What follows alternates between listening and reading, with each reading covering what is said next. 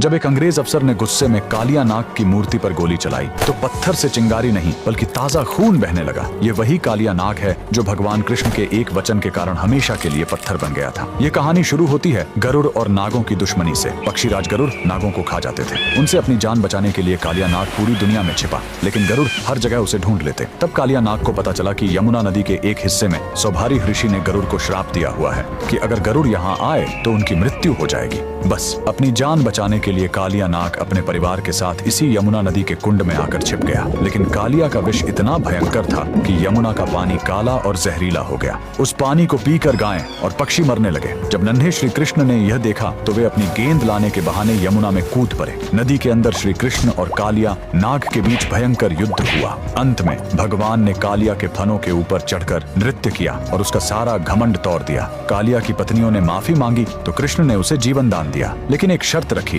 तुम्हें अभी इसी वक्त यमुना छोड़कर वापस समुद्र में जाना होगा। जाते समय भगवान ने उसे एक चेतावनी दी, जाते समय पीछे मुड़कर मत देखना, वरना जहाँ देखोगे वहीं पत्थर के हो जाओगे। कालिया नाग अपने परिवार के साथ निकल पड़ा, लेकिन जैसे ही वह ब्रज की सीमा पर स्थित जैत गांव के पास पहुंचा, उसके मन में एक बार फिर वृंदावन को देखने का मोह जाग उठा। उसने सोचा एक आखिरी बार देख लूं, और जैसे ही उसने पीछे मुड़कर देखा, श्री कृष्ण के वचन अनुसार वह तुरंत वहीं पत्थर की मूर्ति में बदल गया। कहा जाता है कि उसकी पूंछ आज भी जैत गांव के जमीन के नीचे से लेकर वृंदावन तक फैली हुई है। सदियों बाद जब भारत में अंग्रेजों का राज्य आया तो उन्हें इस कहानी पर विश्वास नहीं हुआ। सच्चाई जानने के लिए एक अंग्रेज अफसर ने मूर्ति के आसपास खुदाई शुरू करवाई, लेकिन खुदाई का कोई अंत ही नहीं मिल रहा था। झल्लाहट और गुस्से में आकर उस अफसर ने अपनी बंदूक निकाली और कालिया नाग की पत्थर की मूर्ति पर गोली चला दी। तभी पत्थर के उस घाव से खून की धारा फूट पड़ी। ये चमत्कार देखकर अंग्रेजों की रूह कांप गई और वे वहां से दुम दबाकर भाग खड़े हुए। आज भी जैत गांव में वह मूर्ति मौजूद है। कमेंट्स में जय श्री कृष्णा जरूर लिखें।